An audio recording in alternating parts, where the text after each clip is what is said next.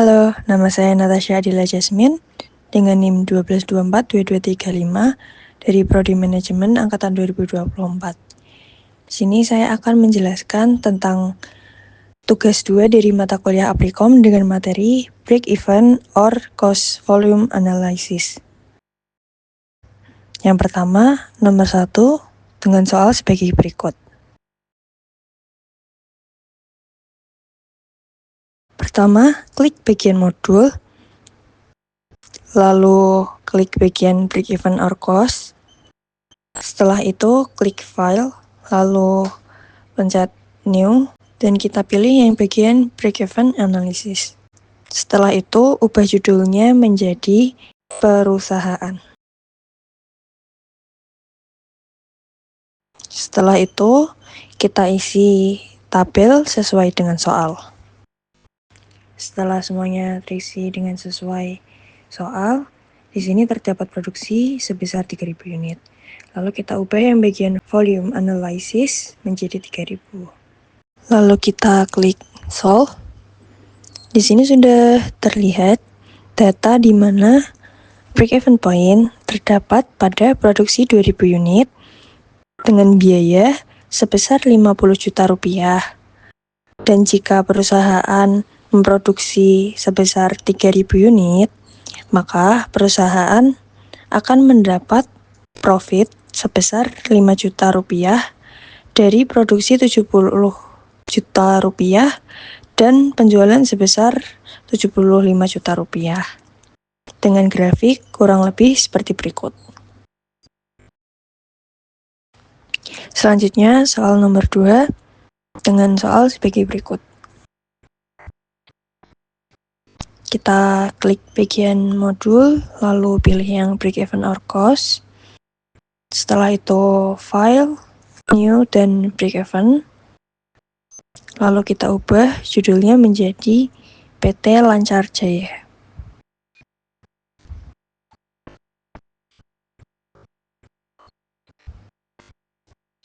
Setelah itu kita isi data sesuai dengan soal.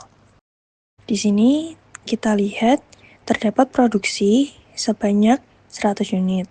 Kita ubah yang bagian volume for volume analysis menjadi 100. Setelah itu kita klik solve, dan di sini akan terlihat jawabannya, yaitu BEP akan diraih pada produksi 48 unit dengan biaya 48.000. Dan jika perusahaan memproduksi sebesar 100 unit, mereka akan meraih profit sebanyak 26.000 dari biaya yang dikeluarkan untuk produksi sebesar 74.000 dan keuntungan yang mereka dapatkan sebesar 100.000. Dengan grafik kurang lebih sebagai berikut. Selanjutnya soal nomor 3 dengan soal sebagai berikut.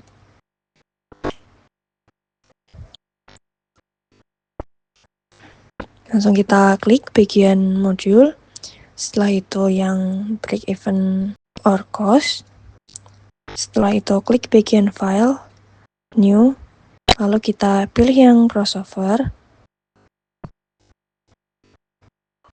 Setelah itu kita ubah judulnya menjadi Lancar Jaya.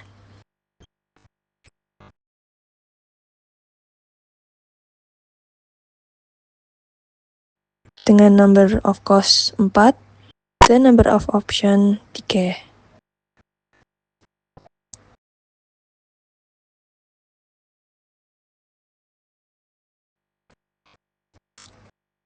Kita ubah nama dan isi tabel sesuai dengan soal.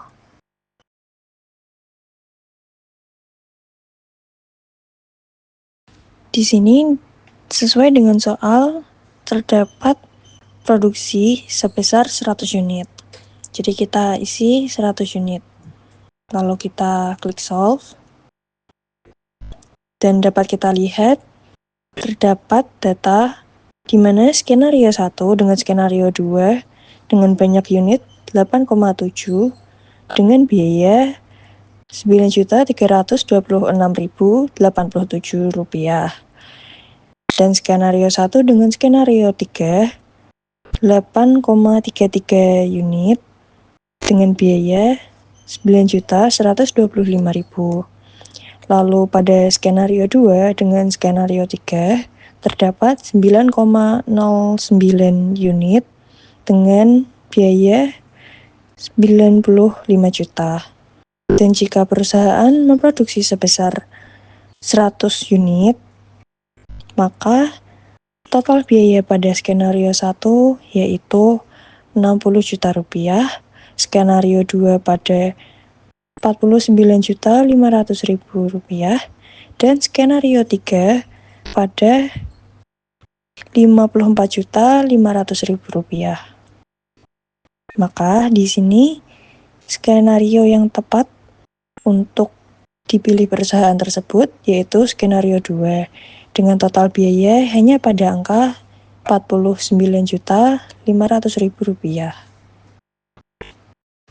Selanjutnya, soal nomor terakhir yaitu soal nomor 4 dengan soal sebagai berikut. Kita klik bagian modul, lalu break even,